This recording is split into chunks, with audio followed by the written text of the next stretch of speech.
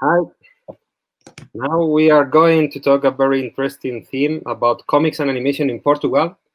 And for that, we don't have a better person than Bruno Caetano, producer, director, and animator in Cola de Visual Collective, and creator also of Comic Heart and Esta, a comic publisher in Portugal. So, hello, Bruno. Pleased to meet you. Hi, Jose. Tell me a little about you. Okay, I'm, like you said, Bruno Caetano. I started working in animation as something that I found it would be fun to do. I used to help out a friend of mine, João Gargate, in his animations. I would always find interesting, and when I mean animation, I mean exclusively stop motion, because I don't know how to draw, and I'm not a big fan of computers per se, so it's always stop motion, something that I can do with my hands. I can understand that it's something that I can relate to. So I used to help him out doing a little bit of construction, doing assistant animator and stuff like that. And with time, I started to get a little bit more curious and started to do some animation myself. And then I found out that I also like doing production. And only after doing production, I started getting the courage to do directing. So it was a gradual kind of organic thing. Started after I left my job in the airport. I used to work in aviation. So it was like a leap of faith, something that when I started doing it for fun, it was in college.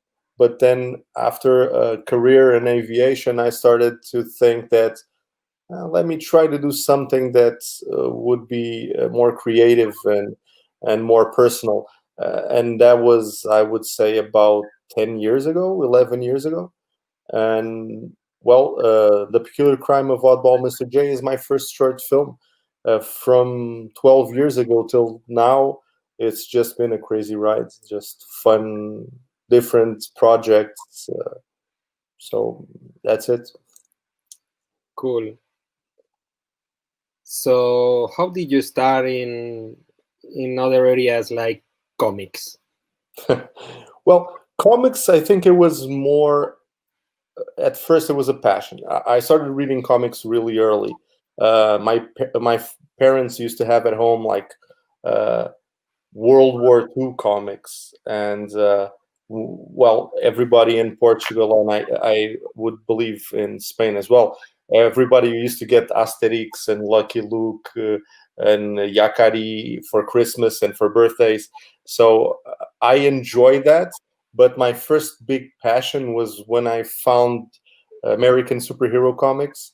First comic I read was Avengers #4, when Captain America, it's his first appearance. And when I read that, I don't know, it was like love at first sight. So right away, I started reading loads of Marvel and DC. We used to get a lot of really small versions in Brazilian here in Portugal, and I used to I ask my parents for money so I could go and buy them in the kiosks, and started collecting them. With time, I started reading more graphic novels, more Franco-Belgian comics, a little bit of everything, some 2000 AD from England. But about 4 years ago, I decided that maybe it would be cool to try, since I can't draw if my life depended on it. I thought maybe it would be cool to try to get an up and coming artist and publish this artist. And my first comic publishing ever was a miniseries called Altamente from Mozi. It's sort of like a very it's 2 weeks of a creative lab that she did in the south of Portugal. So this is a very like a slice of life kind of comic, and it turned out to be such good fun to publish this, because Mozi is an awesome artist and she's really mellow to work with. And when when the audience started relating to this, and we did the first run of 500 each, and then we had to do an additional run, and it worked so good. I had so much fun with the feedback from people that I started doing other little publishing comics.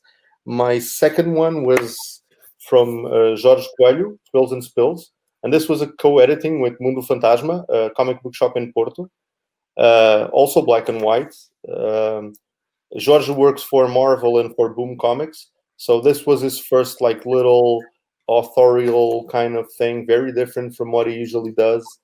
And again, it was so much fun that I decided to try to do this a little bit more professionally.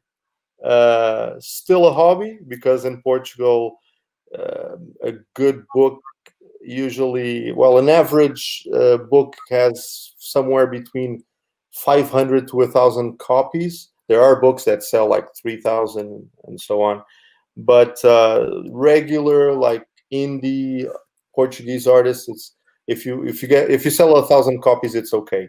We're a small country, and comic book readers are a niche, so we do what we can.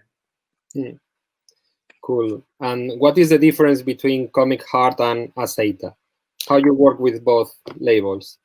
Well, as Comic Heart was originally mine and Diogo's, my ex-partner, Diogo Campos. It was sort of like a love kind of thing. It was not a business. It was a brand. We would just do whatever we felt like, and we put the Comic Heart stamp on it.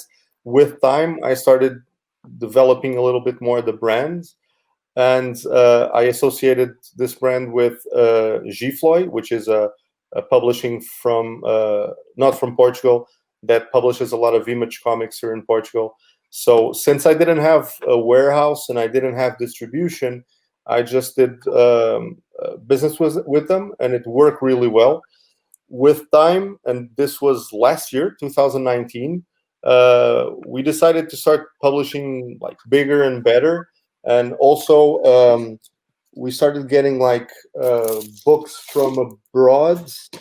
Like we bought the rights recently for 2 Lucky Lukes, the authorial Lucky Lukes, which are really good books. I hope you guys get these in Spain as well. And Aceita was not mine or mine and Diogo's. Aceita is a cooperative. So there's about 9 of us right now, and we're thinking about having more people in. So it's more of a community kind of project, and we've been doing this for a little over a year, and it works really well. For instance, I publish Portuguese authors in the label Comic Arts, which is the Portuguese comics label of Aceita. But for instance, some friends of mine have an Italian label, which is Aleph. They publish Dylan Dog and what else? Dampir. And I don't publish those. I'm just more into Portuguese authors, Franco-Belgium, and maybe if we get some manga in, I might be interested in that as well. Mm-hmm. Cool. And it is common in Portugal, this connection between animation and other sectors. There are any other connection between comics and animation in Portugal apart from you? Yes. A lot. We have loads of people that, like script writers, for instance, also write for animation and sometimes for cinema or TV. Some animators are also, and this has been going on for, I would say, more than 20 years, 30 years. More than that, now that I can remember. The old school guys, even in the 60s, 70s, they would also do some illustrations, some comic book work. And, well, as you can imagine, the big money was more into advertisement and so on, and TV gigs and movie gigs. So that would be their means of sustenance, like the way they usually get money to live. And then comic books was more of a love kind of thing, and it still is, because you can't make much money on comics here in Portugal, but there's a lot of people that still do it. So right away you can know it's love. Mhm. Talking about this, how do you see the comic industry in Portugal? It's a little bit more diverse now. I think it was really good in the 80s, 90s. There was a lot of audience, a lot of readers. There were some books that would come out and it would be like 3,000, 4,000, which I know for a country as big as Spain, maybe it's not a big number, but for Portugal, we're like 10 million, so small country. It's okay. It helps out for a publisher to make a means out of this. Right now, well, for about 10 years, I would say, in between the late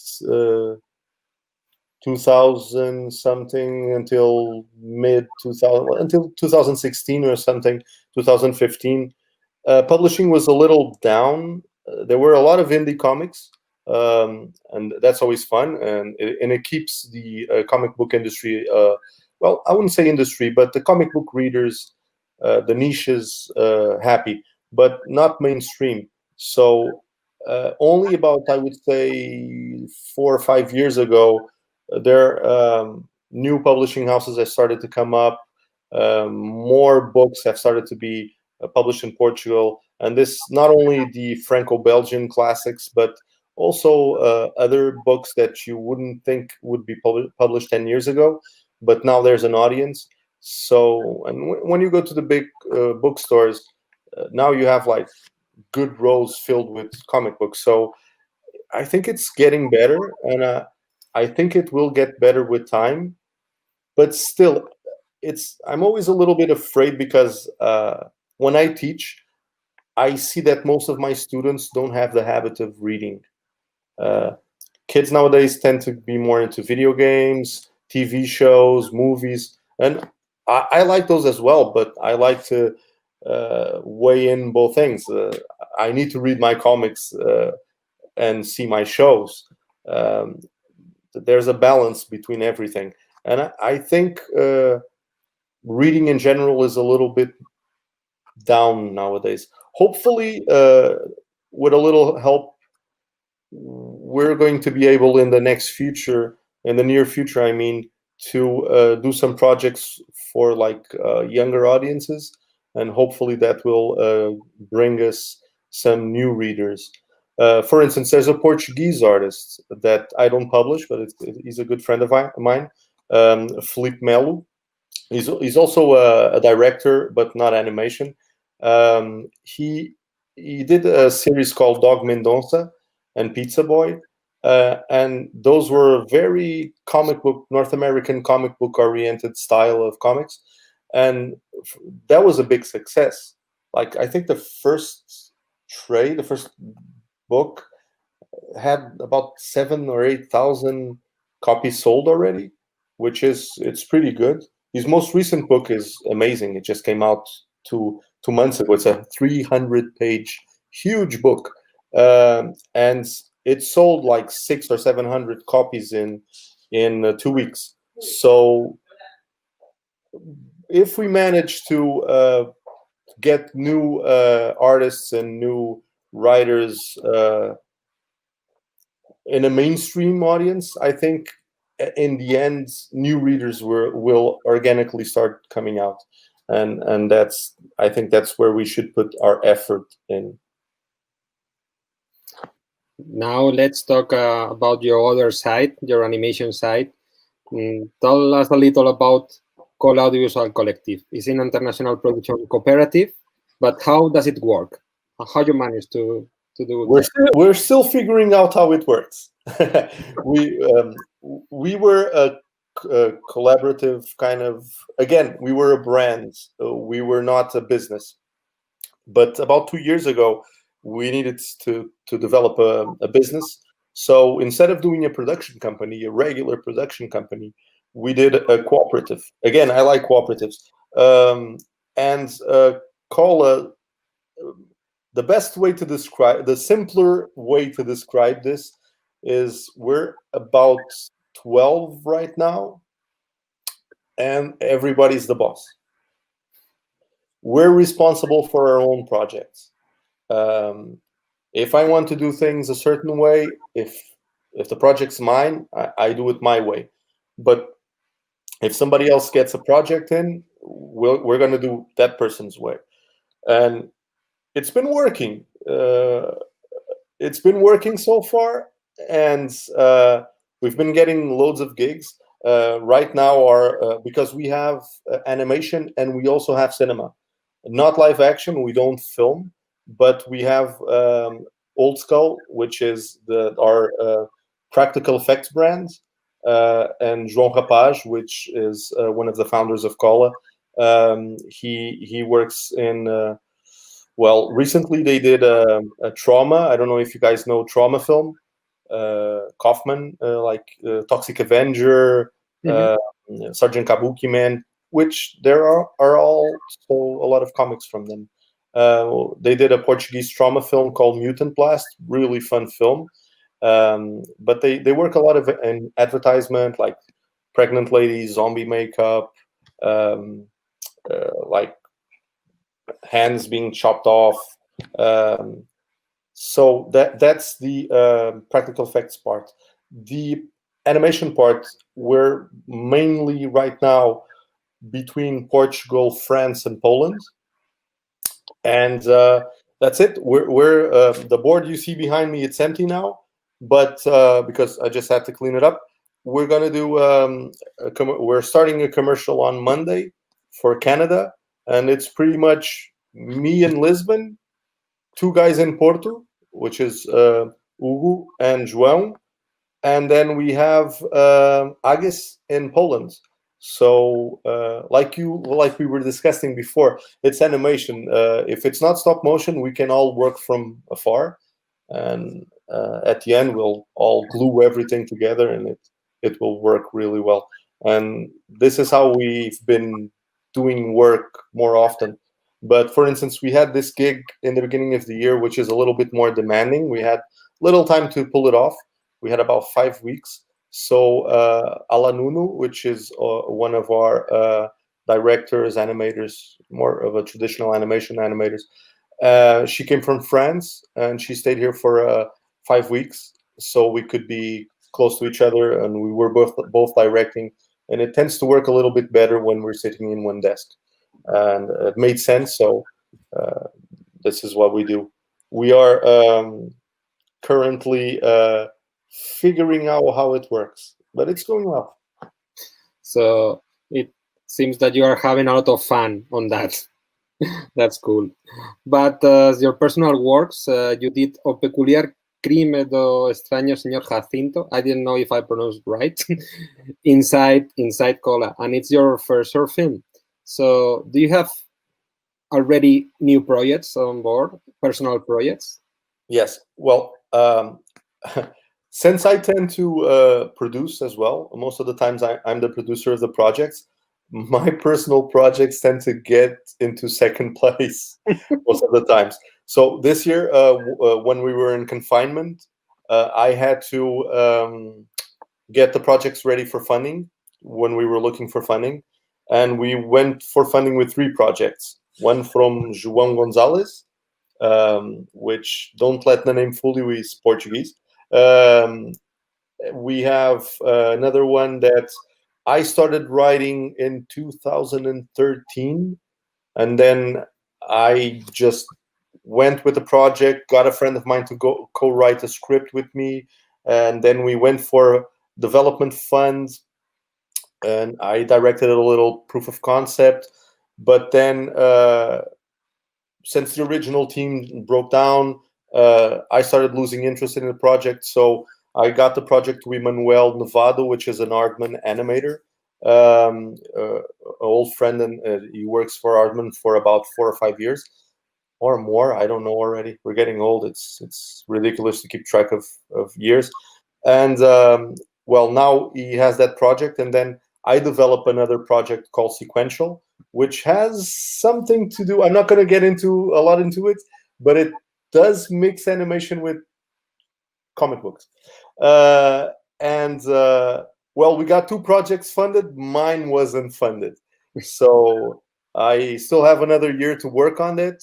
Hopefully next year I can go for funding with a better project, because the other 2 projects had proof of concept, animated proof of concept, had beautiful decks. It was really nice. My project, I did it in 3 weeks while in confinement, while working on the other project. So it's like the bastard project of the bunch, and it didn't get picked up. But well, Mr. J, Sr. Jacinto, took me about 4 years to start production. So I'm kind of used to the struggle to get one project going. It doesn't bring me down if it doesn't get funded right away. And Señor Jacinto is over there. Is still alive? Yes. Well, life is a means of saying it. He broke his neck recently. We hadn't had time to work on the neck because he's been traveling a bit. I tend to take him with me. People like to play around with him, and he's getting a beating. So unfortunately, he hasn't been traveling as much as he could.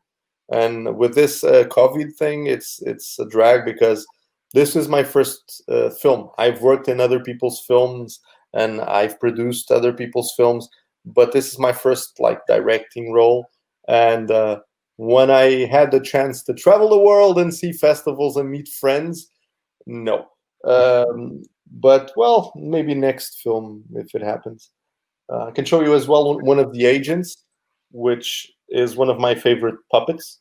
It's a mixture of Fahrenheit with Boba Fett, so it's sort of like nerd's dream.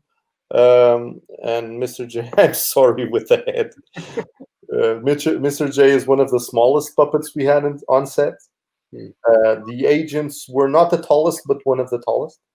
So Mr. J is about 16, 17 centimeters. This agent is about 22, I would say, 23. We had a puppet that was 24, 25. Yeah. Everybody that works in stop motion knows after a couple of productions, you have a garage filled with sets and puppets and pieces of wood. So we have a bunch of things that were left over. But I'm actually contacting some puppet museums here in Portugal. There are a few, and we're giving some stuff away because since this was like nationally funded, it makes sense that the puppets and the sets are available for the audience to see, and that's what we're going to do. Just give some sets and some puppets away. Hopefully, people will like to see them live, and who knows, maybe somebody will get bitten by the stop motion bug and start doing stop motion at home. And do you have any explanation why are you that good at making stop motion in Portugal? Because there's a quite tradition there.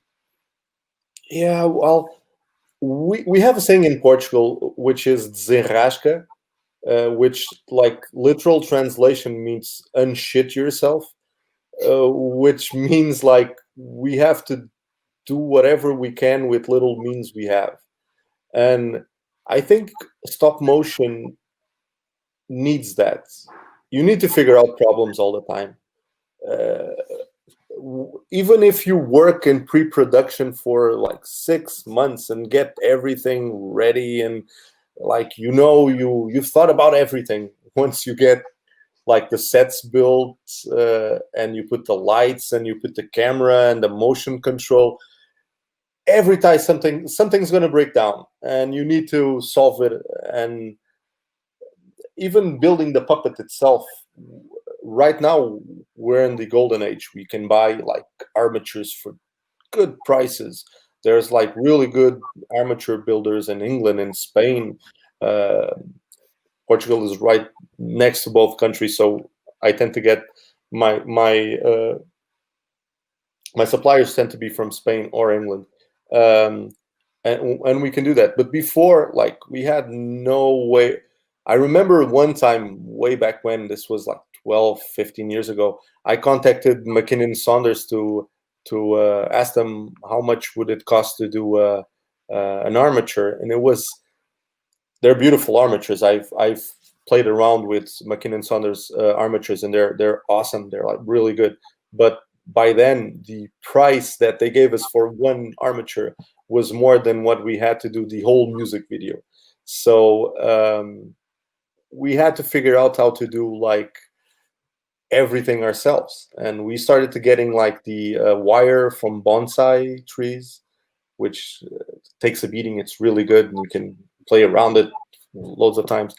And we started like doing like sets out of cheap things, puppets out of cheap things, and then we had to figure out how to animate. And thank God the internet came in, and we had some assistance with some awesome old school animators that shared the information, and then it was practice, practice, practice.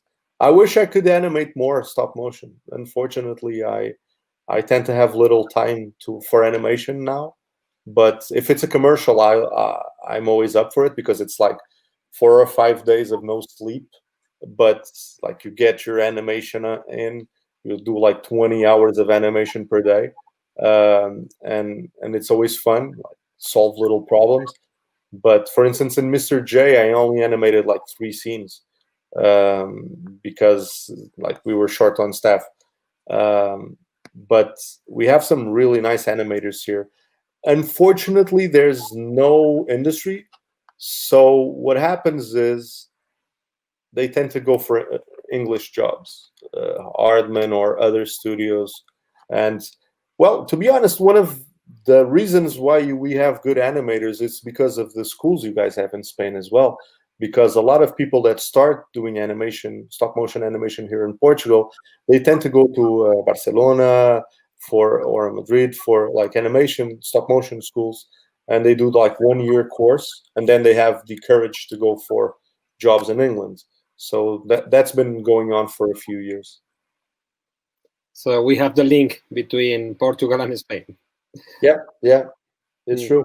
And you guys have a big experience in stop motion. You guys been doing like awesome TV series, short films, feature films. We're doing our first feature with stop motion now, so we're still baby steps, doing our first steps.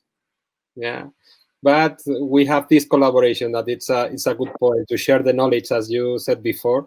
So nice. And also we really love to talk with you, because this mixture of comics and animation and stop motion, that makes, I think, that enrich all the industry. So thank you very much. It was so interesting, and Thank you.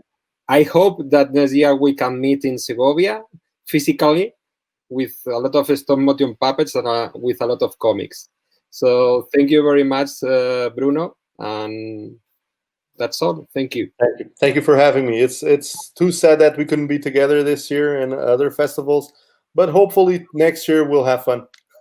Yeah, we keep all the fun for next year. Yeah, it's going to be twice as fun. So thank you very much, Bruno, and a big hug to our colleagues in Portugal. Thank you. Bye, Jose.